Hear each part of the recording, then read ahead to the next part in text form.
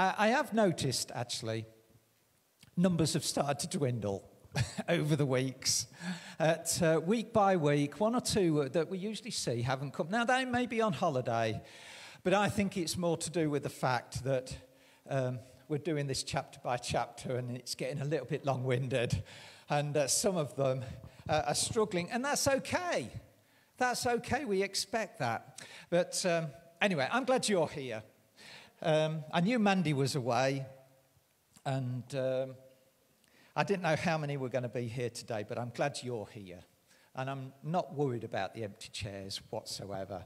In fact, I'm quite used to, when I used to be part of Hope House, Nigel would always invite me to speak when he was away on holiday, and others would always be on holiday. So there would always be lots of empty seats, but quite used to that. My title for this week is called The Agreement. Okay, The Agreement. Now, I was thinking about that phrase. It seems a little bit of an odd sort of phrase, an odd word, really. And I thought, well, what did it conjure up in my mind? Well, this is where I went with it. It sounds a bit like one of those, what they call unmissable dramas. You know, the ones on sort of BBC and ITV? Those 6-week dramas that are unmissable, okay? So you watch week 1, and I don't know whether you're like me, but you get to the end of week 1 and you're thinking, unmissable? Really? But no, you give it week 2. And of course, the thing with these dramas is they're week on week, like we used to watch TV. So you'd wait the second week. You just about remember that it's on. Oh, yeah, week 2. Week 2. And you're thinking to yourself halfway through, well, surely something's going to happen, innit? You get to episode 3 and you're thinking, oh, well, halfway through now. So do I stick with it, or do I give up? So you get to episode 4 and you think, oh, why did I bother? Episode 5, and you get to episode 6, and it's clear that even the writers of this drama have given up on it because they've run out of ideas. And you get to the end of it and you think, what? What a damp squib of an end. You know, I've wasted 6 weeks of my life. And for that, unmissable original drama. So that's what this word agreement conjures up. You know, could be one of those sorts of talks today. And you're probably actually thinking that the study of Nehemiah has been a bit like that. You know, started well. You've got halfway through it. You've struggled with 1 or 2. You've been away 1 or 2 weeks, but you've caught up. But you're sort of getting towards the end now, so you might as well stick with it and see how it finishes. Well, I've got good news. I've got a good talk for you today. The agreement. I've given it my all. And I don't want you to be bored. I want you to stick with it. But I just realised, where's my wife gone? She's gone. Typical. But actually, some of the translations use a different phrase to the agreement. They call it the covenant. Now, the covenant. Now, this sounds a bit more supernatural. Yeah. A bit more gritty. A bit more sort of, bit more blood, sex, violence. A bit more, offensive language in there in this series of talks. Actually, it's a bit more like a Netflix series that my wife would watch. And the covenant. It wouldn't be 6 episodes. It would be 6 seasons. It wouldn't be over 6 weeks. But of course, Netflix, you can stream it and watch the whole lot in one day. That's what my wife's like. I knew it would connect with someone. So whether it's the agreement, which we'll perhaps use sometimes, or the covenant, which some of the translations will use. That's what we're going to look at today as part of our study of Nehemiah. And we finished chapter 9, verse 38. I think Justine's going to bring that up for us. It says this: in view of all this, we are what? We are making a binding agreement. So the NIV uses that phrase agreement. Some will use covenant, but NIV uses agreement. They've made a binding agreement, putting it in writing, and our leaders, our Levites, and our priests are affixing their seals to it. That's how we finished last week. And it leads us into chapter 10 with what this binding agreement was and what it was all about. You see, and I know we've got guests today, but when you think about the book of Nehemiah, you will often think that it's just about the building work, about the rebuilding of the walls.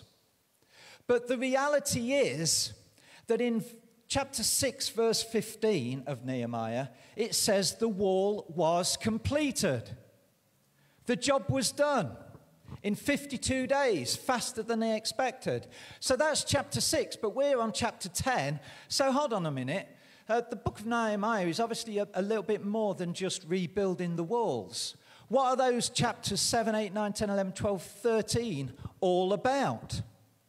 Have we missed something if we're just thinking that this book is only about rebuilding walls? You see, when Nehemiah arrived in Jerusalem, he found more than just broken walls. He found broken lives. And chapters 8 to 13, which what we're in now, describes and recalls the account of Nehemiah's work at rebuilding the people of Israel.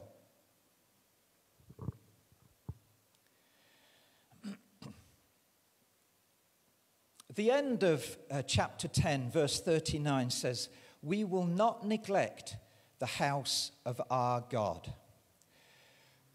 That suggests that the problem was that there'd been neglect.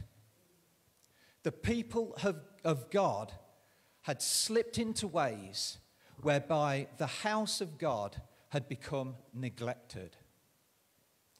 And so Nehemiah realized this, that there was things that he had to put in place and to restore in people's lives.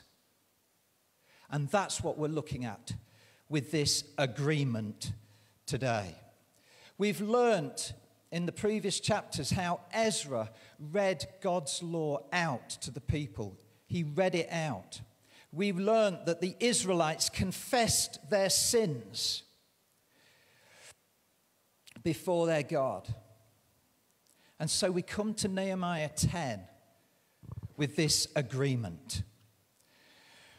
And why I think it's so applicable as we look at these three things today is because although this book was written thousands of years ago, I think there are principles in this agreement that are applicable to us here in Little Alford, right here, right now.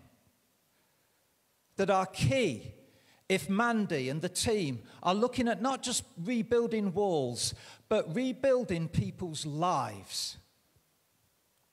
And what we're going to look at today are three key things that Nehemiah highlights in chapter 10 that are important for us. Three key areas: relationships, our time and how we do business, and our material resources supporting God's work. Those are the three key areas that are highlighted in chapter 10 that Nehemiah makes this binding agreement and that we're going to look at today. But let me just quickly say, the church is really good at disagreeing. We're going to look at 3 key areas where they made a binding agreement, as we read in chapter 9. They wrote it down.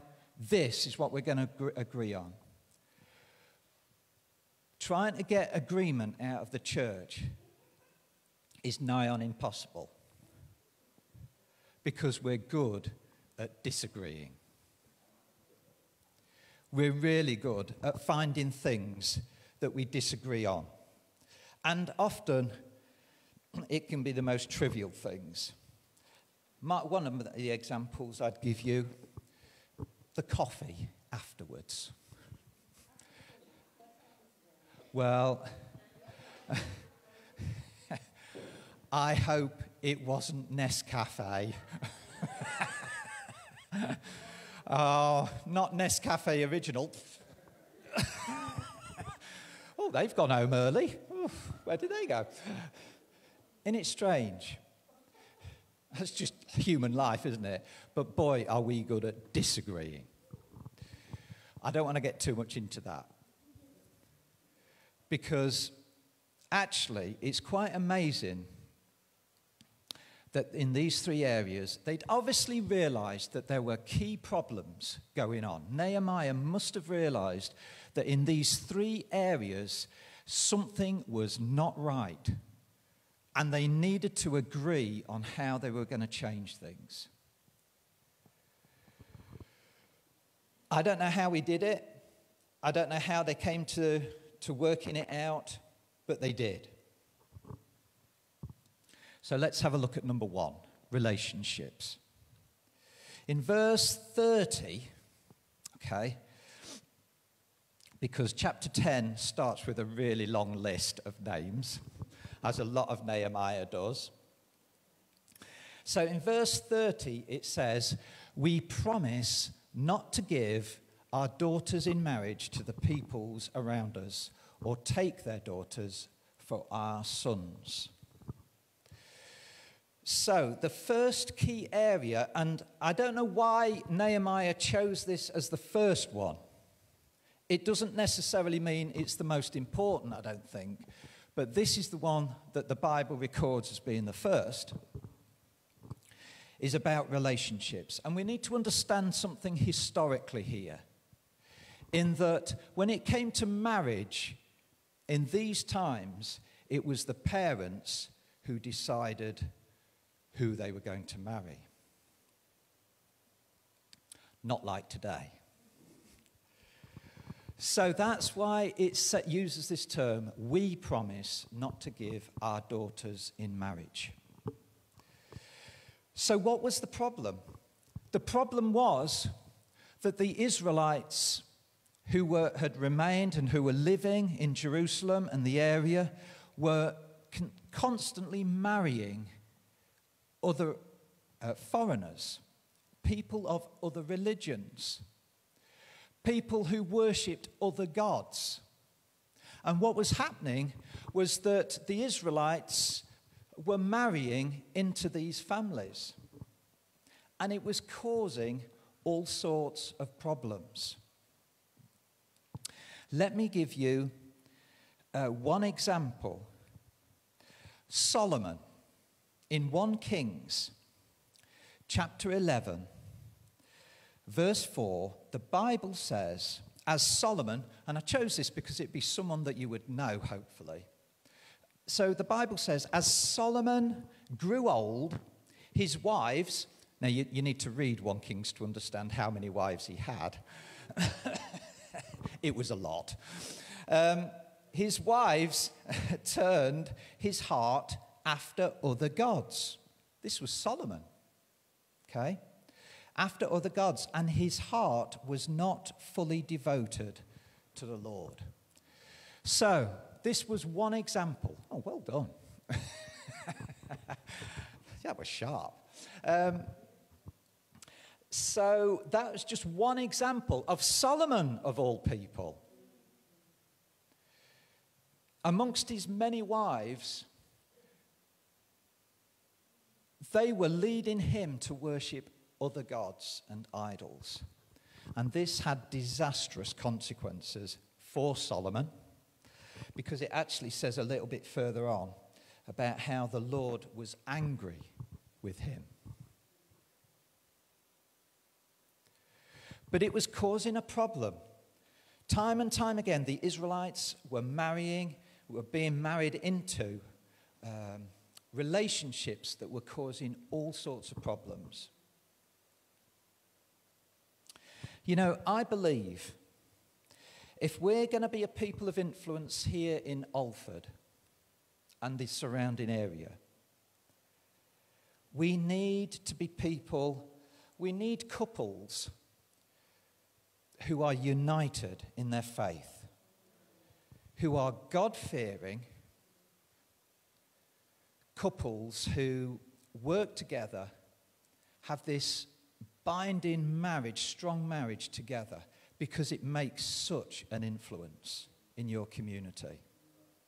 And often we can overlook it, but maybe Nehemiah chose this as the first thing to agree on, because actually it's foundational to our faith, to our church, what we're about as we come together. We need strong couples who are committed to each other. And my testimony is that actually, well, my experience is that being married in a strong relationship with where we have the same faith is so important. Why is it so important? It must be because the devil loves to divide marriages, break marriages up. That suggests to me that marriages between husband and wife who are worshipping God together is key. It's important, it's vital. And as I look around today, there may not be many of us, but one of the key principles to Alford, I believe, is the strong couples that we have in this fellowship. It will make an influence. It will have an influence. People that are worshipping the same God, married together, bound together in marriage, it has an influence that the world sometimes disregards. There's a strength in that. Now, I also need to speak to anyone that's single at the minute and anyone that's lost a spouse, because we're not just talking to married couples today. I want to say, if you're single, it's important who you marry. It really is important. The decisions you make, not your parents, the decisions you make today are really important. If, as a Christian, you want to get married, I think the best way forward is to marry another Christian. Share that same faith. If you're widowed or widower, you need to remember too that the church has a responsibility to you to look after you. We're called to do that. So I'm not just talking about married couples today, singles, people that have lost their spouses. I'm talking to everyone today. But hear me. The agreement that was made in the time of Nehemiah suggests that marriage between husband and wife is crucial. There is a strength in that. And as I was doing a little bit of study, it says here, the idea of marriage is closely connected to the idea of covenant. Marriage is a covenant between husband and wife, and most importantly, between them and God. It's more constant than just romantic love, and it's more certain than happy times. It's not just about the nice fluffy stuff when we get together, when we see that person we fall in love with. Oh, remember those times? I do. But here's a principle, I think. That ring there reminds me It's not just about love, not just about the happy times, not just about the good times. We have made a commitment to each other that is binding. It's a covenant between me and you. And as we'll see shortly, things, can get tough. And we need each other. We really do.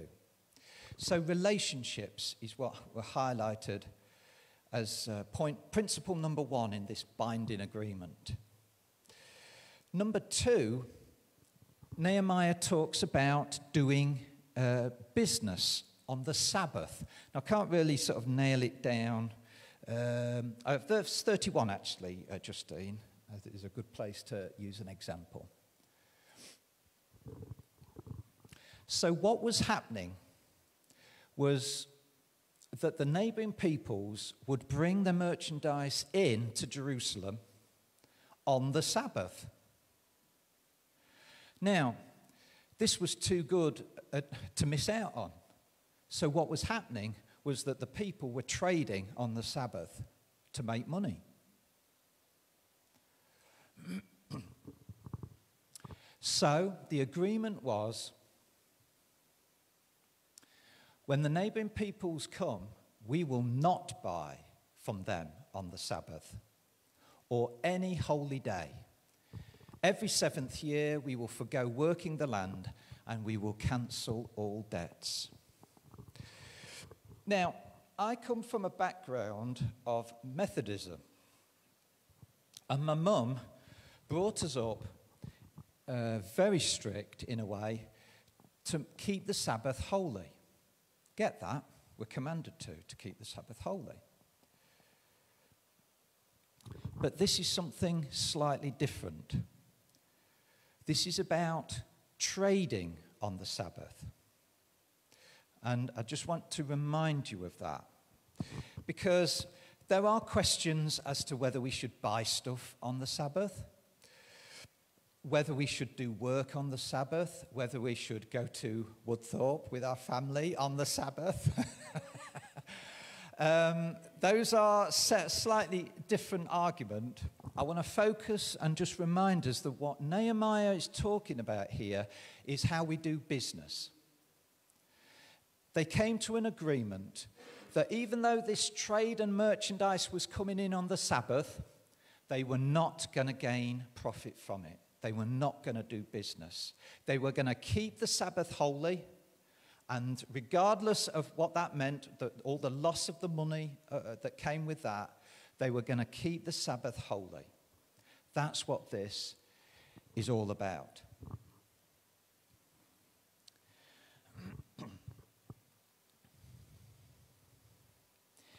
The new agreement was about putting God first. And we hear that a lot from preachers at the front, putting God first. But actually, that's what this agreement was all about.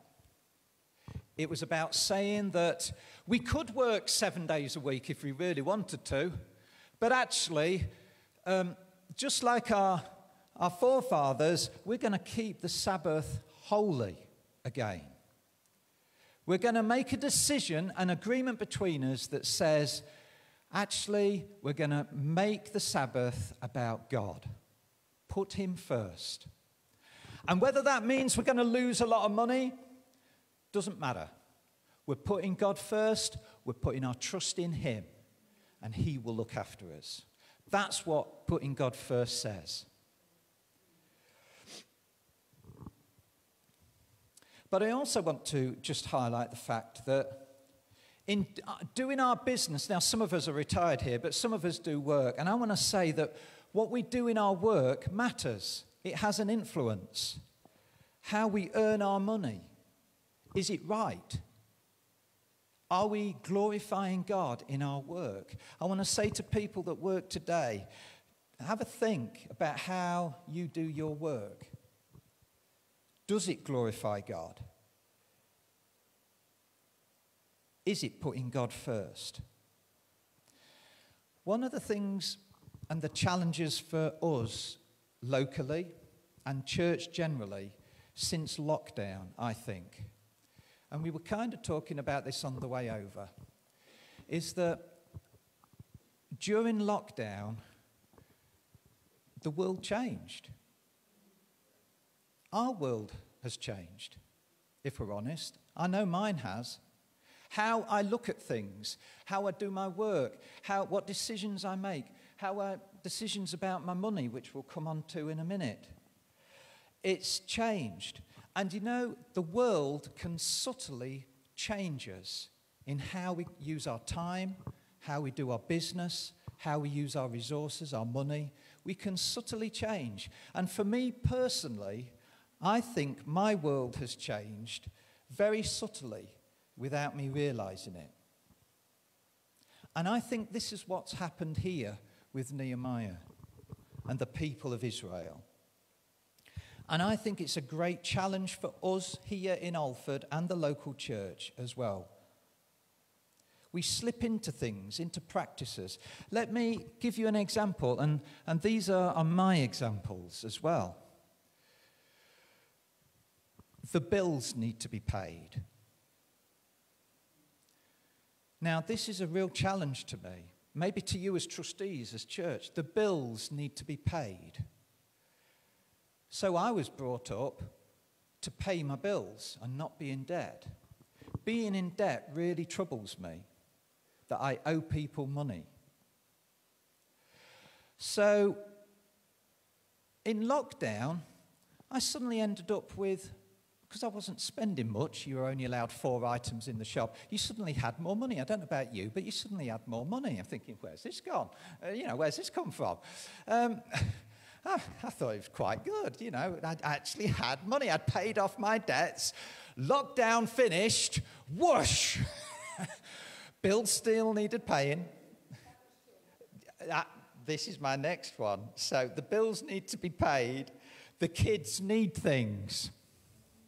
The kids need things. As parents, it pulls at our string. Oh, I need some money. Can you help me?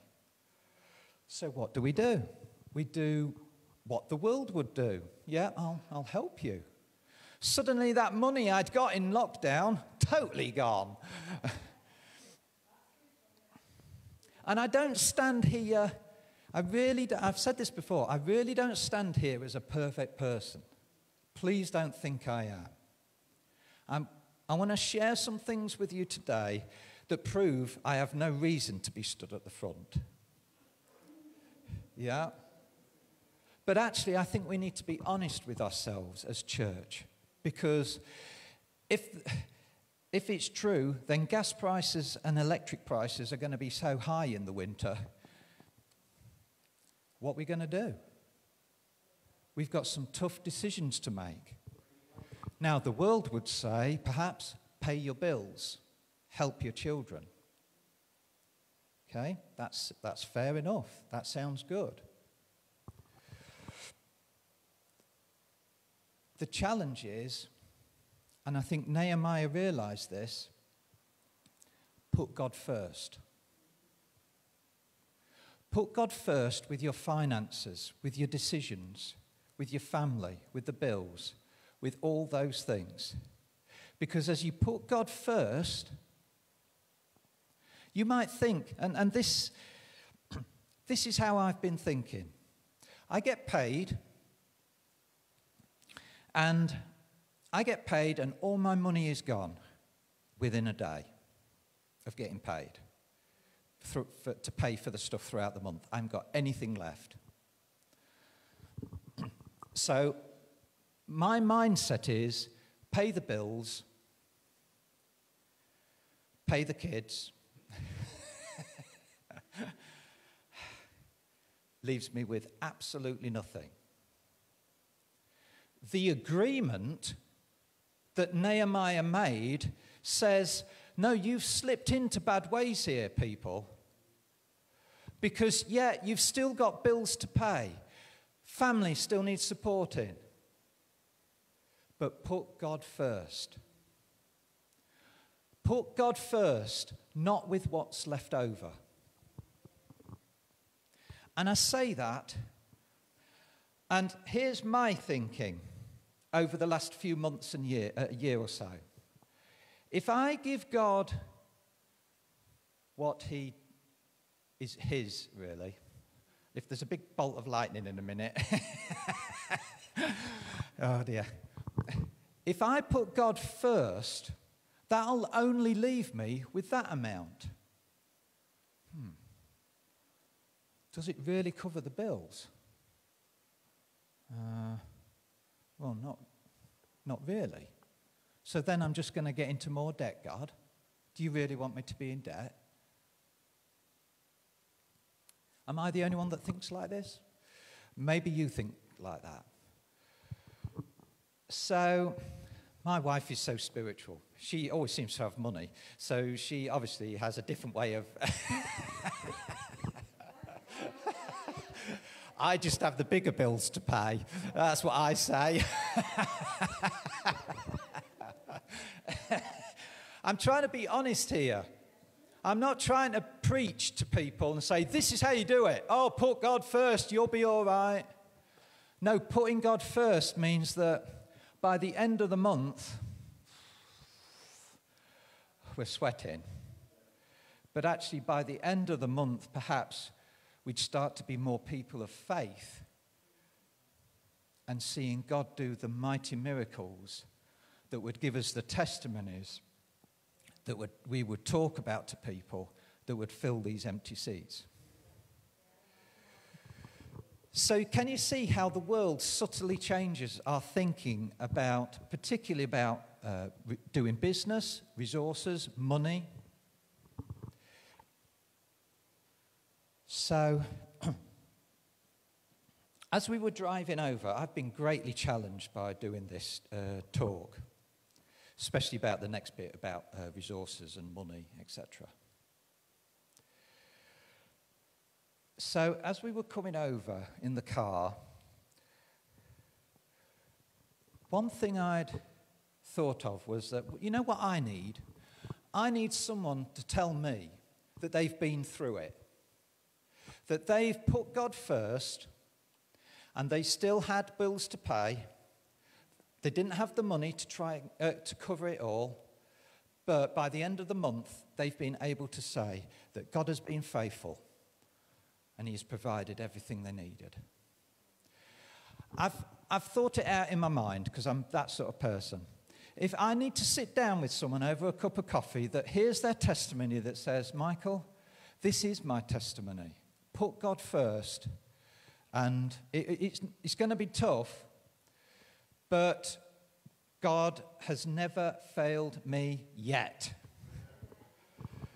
And I was thinking, if I had sat down with someone that could tell me that, because I've heard stories, they're great, but if I had someone here that could just sit down with me and say, you know what, go for it. When you get your paycheck in your account, put God first and see what happens. He won't let you down. I was thinking to myself, what I need is someone to tell me that, and that'll convince me.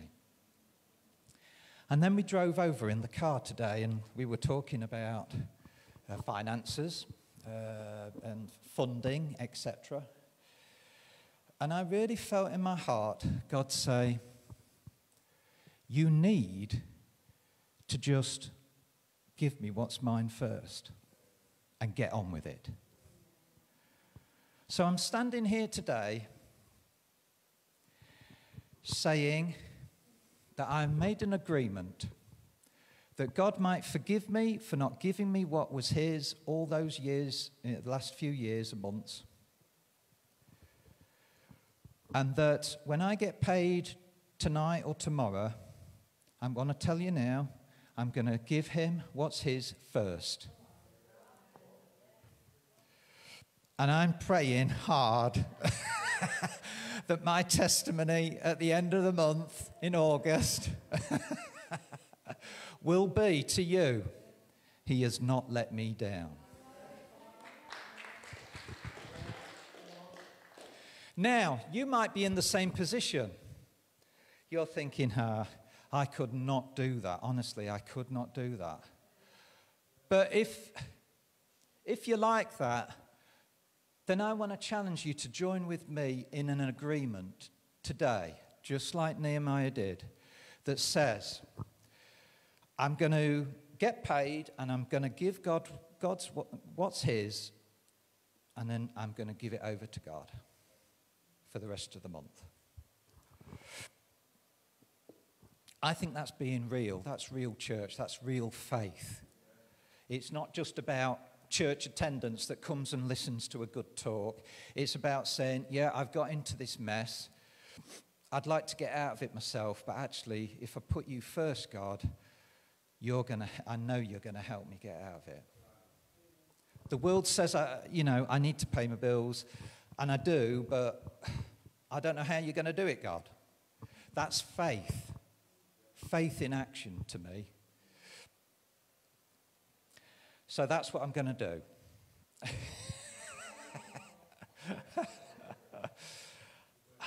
I know already.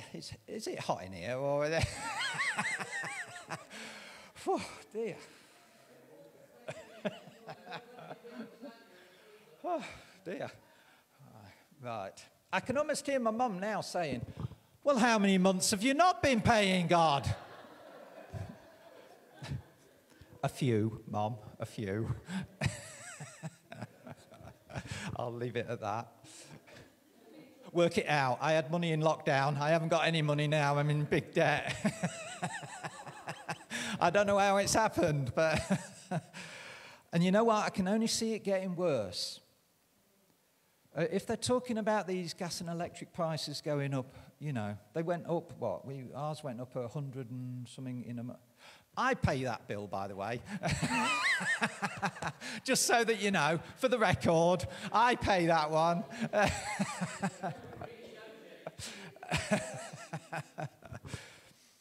They're talking about another big increase. It's just going to put us into problems. Now, I don't know whether you saw, but this week in America, they had a lottery win. Did anyone see it? Just me and you, Ian. You mean our numbers didn't come up? People get into a mess with money, finances. And one of the options they'll think of is the world's option, is £1 on the lottery. The lottery in America this week was won by one ticket, and it was $1.5 billion.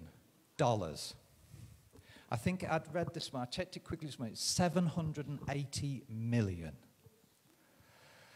Now, that person's probably thinking, yes. But I think the reality is for most of us, we wouldn't know what to do with that anyway.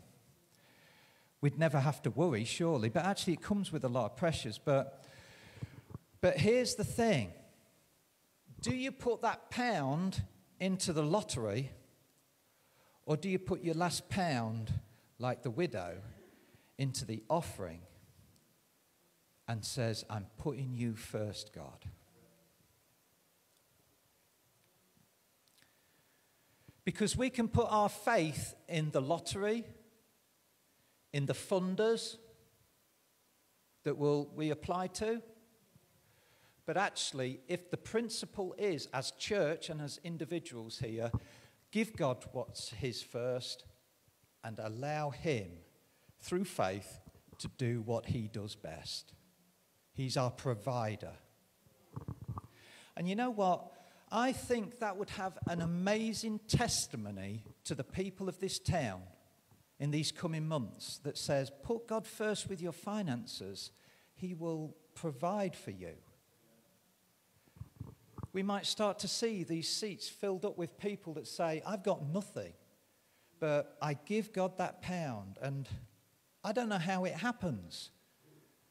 Wouldn't that be an amazing testimony that would start to filter around the town? Say, what? Well, I put my money in the lottery. No, don't do that. Don't do that. Give it to God. Wouldn't that start to, okay, and then we get more and more testimonies. This is why I think this principle of how we do business as church, as trustees, and how we do business in our own personal lives and how we use our resources is absolutely key. and why Nehemiah realized that the mess the people had got into needed sorting out.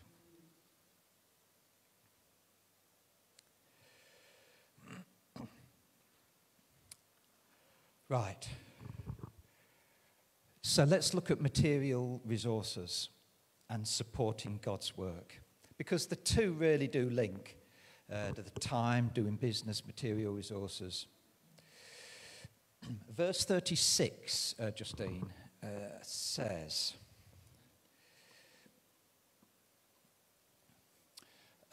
we also assume, perhaps I've written it in a, right, yeah, I've got it in a slightly different version. So, verse 36, this is the third principle of the agreement. We will bring the firstborn of our sons and of our cattle and of our herds and of our flocks to the house of our God, to the priests ministering there. Firsts, firstborns, first of the flock, first fruits. God wants our firsts. It was a practice that had started at the time of the Exodus from Egypt, we can read that in Exodus 13. But clearly this principle had slipped for whatever reason, and that the people of Israel had stopped giving God their firsts. So they needed to relearn the importance of dedicating the first fruits of their yield to God. Do you give God your first and best? That's what I'm saying today. Through Nehemiah 10, do you give God your first and your best? You see, one of the songs we sung today talks about giving our heart. One of the principles I've learned is, in my faith, it's not about church attendance. It's not about how many meetings we go to. It's not about how much Bible we read every day. It's not about how long our prayers are. Actually, it's about our heart and whether it's given to God. Because if our heart is for God, if we want to give him our best, if we give him our first in whatever way we can, with our children, our first fruits, our crops, our money, whatever it is, then I believe that's the key principle to faith. Not about church attendance, not about coming here every week, getting to house group. Or, were you there? No, I wasn't there this week. No, it's not about that, actually. It's about a heart that says, I love you, God. I want to give you my best. And Nehemiah realized this, that the people of God weren't giving to God at the temple and to the priests what God deserved. It was his anyway. They'd slipped into it. And like I've said before, we slip into things so subtly and quickly. But this passage reminds us that actually we need to relearn the principle of giving God our first and our best. Proverbs 3, verses 9 to 10 says, I don't know whether you can bring that up, Justine, actually. I've only done the first bit of it. Honor the Lord with your possessions. Okay, honor the Lord with your wealth, with the first fruits of all your crops. Honor the Lord. So when we give him our first, we're honoring him. And Nehemiah realized that the people needed to relearn this principle. It honors God by giving him the first. Now, as part of this agreement, the people were to give, it talks about in Nehemiah, 1/10 of their produce to the temple for the support of the Levites, those who cared for the temple. Now, that raises another issue. Because so often when the church talks about money, what does it talk about? Tithing.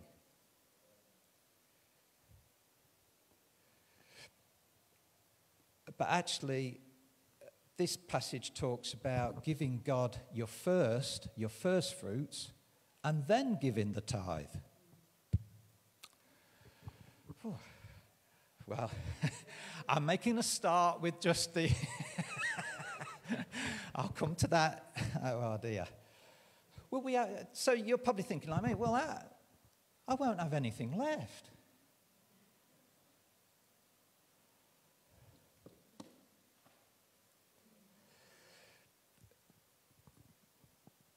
But Nehemiah realized that the house of the Lord had been neglected.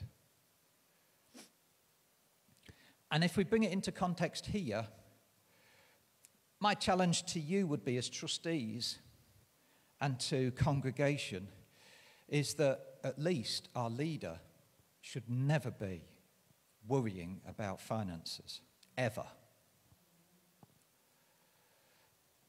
Mandy and Martin should never have to worry about paying their bills, ever, if they're putting God first and serving the church here in Alford. We need to support them. We need to bring our offering to ensure that the work that they do here in Alford continues and flourishes without them worrying. That's the principle here that Nehemiah recognized. So first fruits and the tithe, and there was all these other little things that people were committing to, bringing this and that for the work of the temple. You know what? We must not overlook our responsibility to God's workers. We must not overlook our responsibility.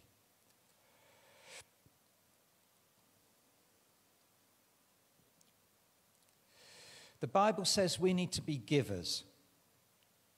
Not so much for the sake of those we give to, but because giving sets our heart right about material things. And that's how really I want to sort of wind this up. It's not about, have I got the money to support Mandy and Martin?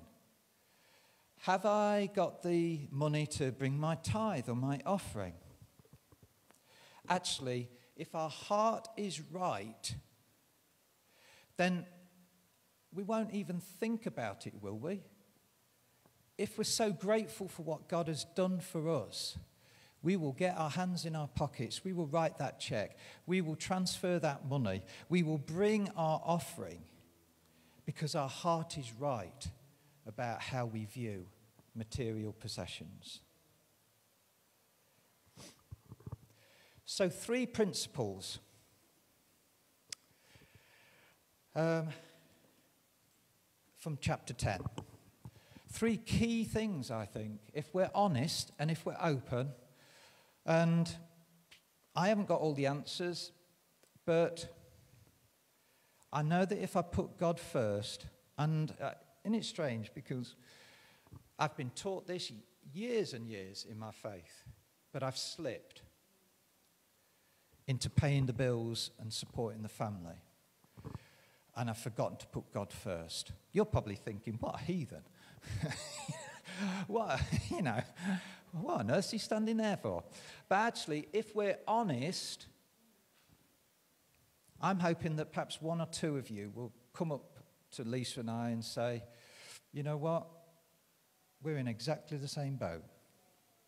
So we can make an agreement that says, you know what? We're going to put God first, and let's bring testimony of what he does for us. So I hope in my honesty, as we've looked at chapter 10, we've brought something out that's real, that's you're going to go home with and think about and pray about and be challenged about, and because that's what the Bible should do. It's not a story of Nehemiah rebuilding the people, the walls of thousands of years ago. It's that, as we read chapter 10 of Nehemiah, it's so applicable to us today. Put God first. Give him what is his. Let's get our relationships right. Let's be wise about our time on the Sabbath. Let's rest. Let's do our business right. And I tell you, as we start to do that as small church, we will start to be an influence that's salt and light to Alford. Amen?